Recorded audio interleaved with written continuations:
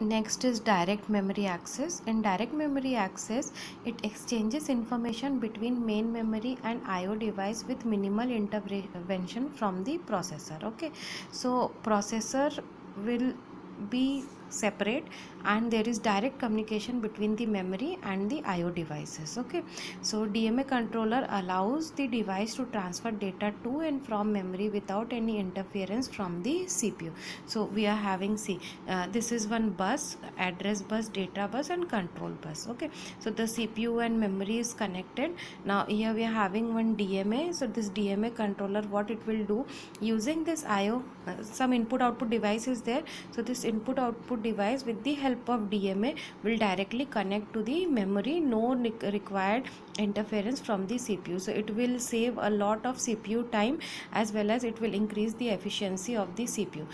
So this method is used when we need to save information or we need to get information from the memory, and interference of CPU is not required in that process. Okay, so in such cases what we will do, will directly the IO device will, with the help of DMA, will connect to the memory and it will either save the data or it can get data from the main memory, bulk of data from the memory.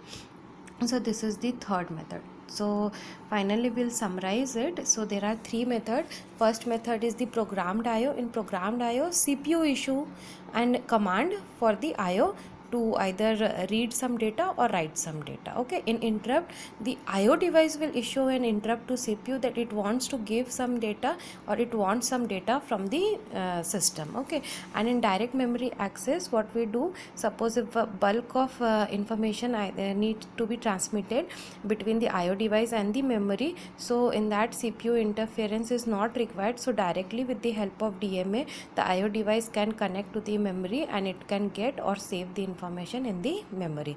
So these are the three ways in which IO device interact with the computer. Okay, so stop.